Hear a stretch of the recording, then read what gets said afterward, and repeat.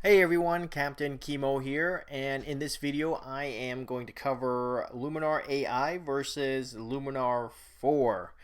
Now, for those who are wondering whether it's worth the upgrade, personally, I don't feel that it's worth the upgrade. There's only really a few things that were added to it, but we can cover that as I go through processing this photo. So the first few things that I noticed with Luminar AI is that they don't have batch feature, which I used a lot in Luminar 4. So they don't have that. So if you're looking for that specifically in Luminar AI, they don't have that. Another thing that I noticed, they did add two new things, which would be Augmented Sky. So if we go into Edit and then we go into the Creative, they have Augmented Sky here, and this is simply just adding objects into the sky. For instance, I do this a lot for some of my photos, is add bird. Maybe they have mountains. Oh, there it is. There's a mountain there for you to see. If this is something that floats your boat and you want to jump in on it, I'd say go ahead and order the AI version. But for now, I think I would hold off maybe until the next major update and when they add some more extra features. They did arrange a lot of these. The interface is a lot better. I feel the interface is a lot better, very simplified. And I like where they're going with it. I like the direction they're going with the software. So let's go ahead and I'll just walk you through how I would process this specific photo. This was done in Aurora HDR. So a lot of the colors and stuff I kind of already did in Aurora. So I won't be working with too much color. Alright, so let's go ahead and get started processing photo. The first thing I am going to do is I'm going to go into the Essentials, which is the top one. This is where all the tools are for just basically editing the photo. I'm going to start with composition, which they have right on top, and that is actually a good thing. You can click this if you want to have the AI do its thing, and sometimes it does a good job and sometimes it doesn't do a good job. So with this one, I am probably going to have to manually do it myself. I've had a couple photos where it's done pretty good, so I'm just gonna straighten out the horizon here and hit the enter, and then I will go into the erase. So what we're gonna erase here is down here. I'm gonna go in here and erase these folks, or this lady and this dog and this log. So let's go ahead and do that. We're going to go ahead and let's see, get the brush and just make it a little bigger, right about there. And what you do is just kind of go over the little person here, and then go over this part, and then go over this part. So this does pretty good job of erasing the things, but you know, sometimes it doesn't always do a perfect job. If we erase it, let it apply, click the erase tool here and it'll apply the function. You can see how it erased the object out of the way, and that looks pretty good. We got a little blop here. I'm going to try to get rid of that, and we'll see what happens if I go around it and click the erase tool. There you go. So that actually looks pretty good. I mean, there's areas here, right here, I'd probably try to erase. Let's see what happens. Oh wait, I gotta actually click the erase tool.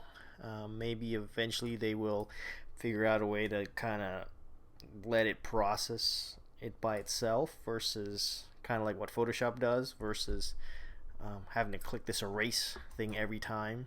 Ah, there you go. It looks good. So that looks pretty decent.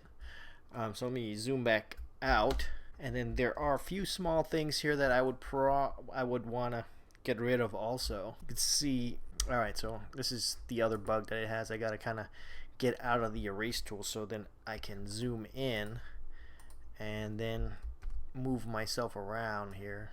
That's the weird bug there. So you can see the little bird here. I gotta get rid of these guys. They don't look too great. You can see it's kind of, there's a ghosting effect, and that's from the HDR. So let's go ahead and click that erase tool again, and we're just gonna hover around there, just the little areas here to get rid of the bird, and click the erase. And let it process, and the birds are gone. So we'll click that, and we're done with the erase tool. So next we have light. Again, like I said before, I kind of already toned it, got the colors, got the exposure kind of where I want it. So I won't be like messing around. I could show you what they do, but I'm pretty sure you guys are smart enough to realize all these features.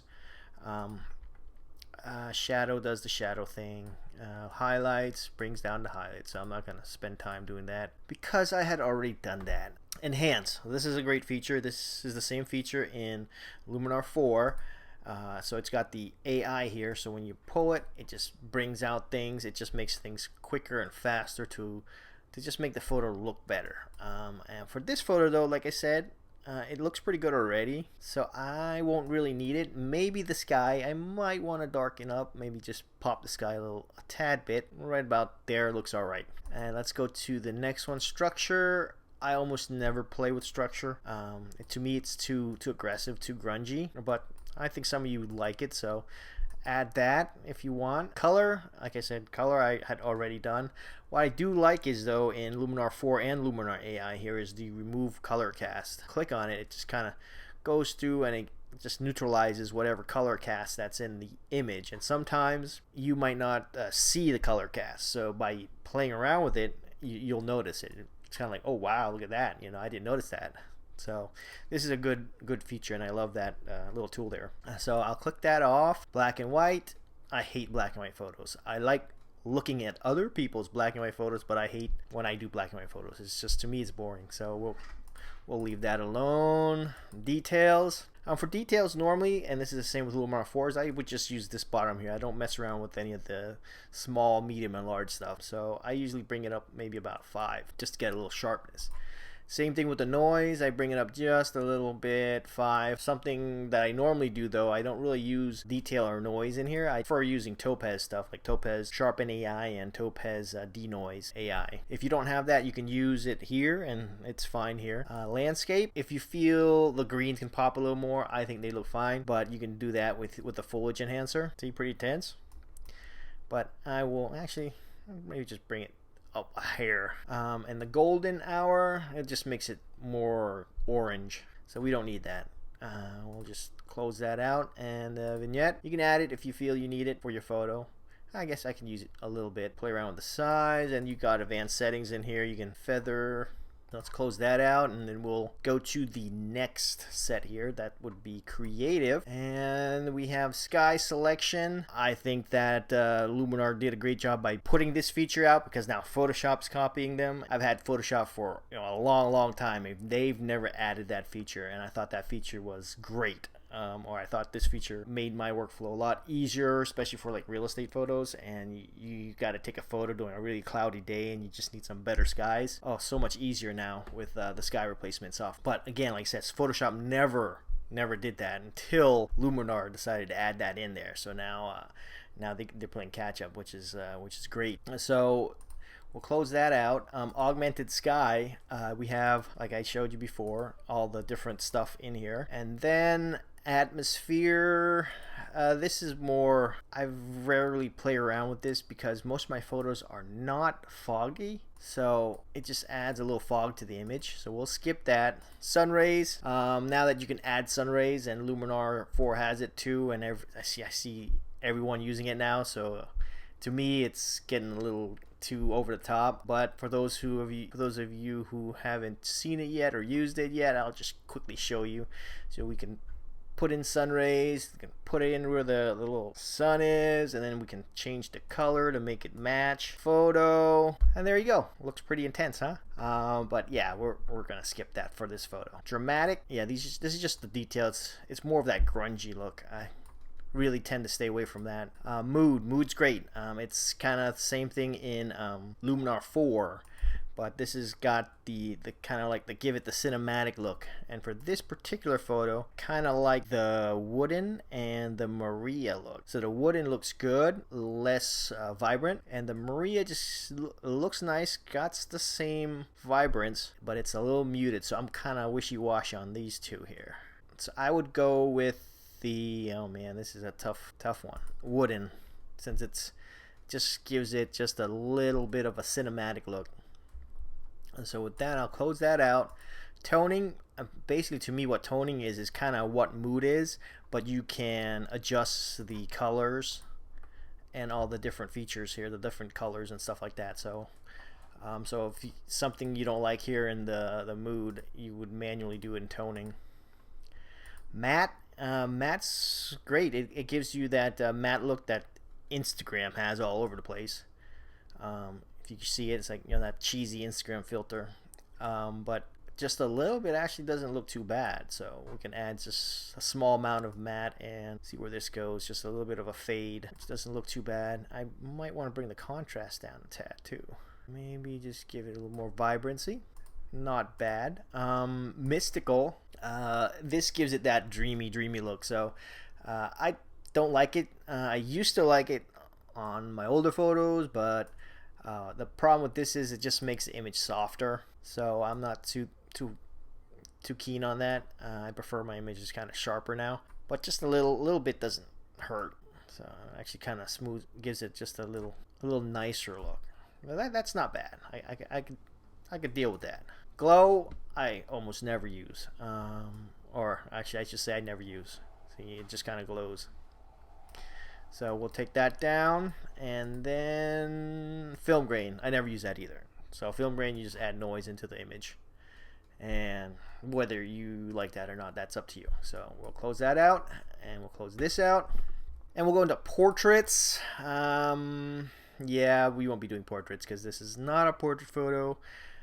We have faces, skin, and body. That's the other new thing in Luminar AI is the body.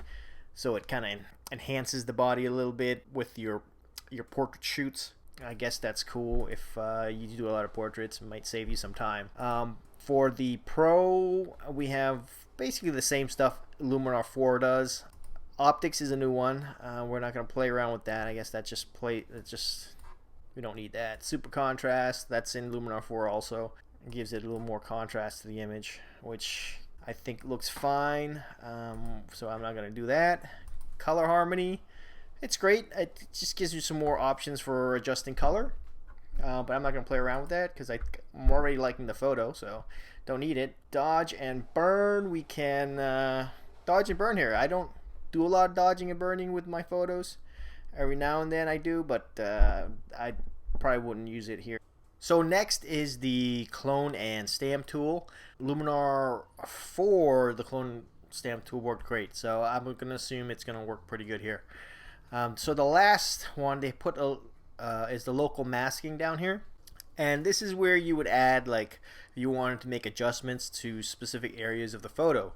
So you would click here and add basic or a texture. I think they're going to be adding a texture. I guess you can add a texture, but we're not going to mess around with textures in this photo.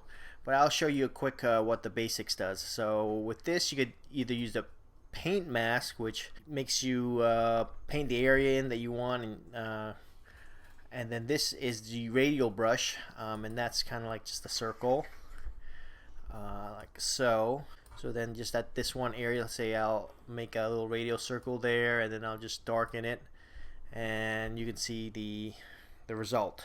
So let's go ahead and delete this. Let's go ahead and delete this Radial Brush, and what we'll do is add this, and we'll do basics, and we'll create a gradient mask. And then what I'll do is I'll just go click and drag from the top here, and let's say a lot of times I want to darken the sky. I would just do that and then just bring the exposure down.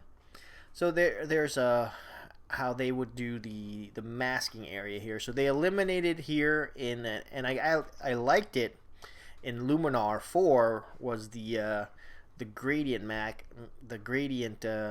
in the Pro, but they don't have it here anymore. So this is what we got. So so I'll go ahead and delete that, and that is pretty much it for this video. Let's do a quick before and after. This is before, process the photos. This is the HDR from Aurora, and then this is after. So quick before, after. So what I would do if you don't have Luminar 4, I would definitely get Luminar AI. So if you have Luminar 4, I think there's really no need right now to upgrade to Luminar AI. However, if you need the Augmented Sky or the body feature here in the portrait, yeah, go ahead and do it. I think it works just as well as Luminar 4, and I think the interface is a lot easier to navigate. Great software just to edit your photos with. I love using Luminar's ability to adjust the colors. Way better than Photoshop. Much quicker and much easier to get to all the tools you need. So if you do decide to use or buy Luminar AI, use my affiliate link down in the description. It'll help to support the channel, and I can get more videos like this to you.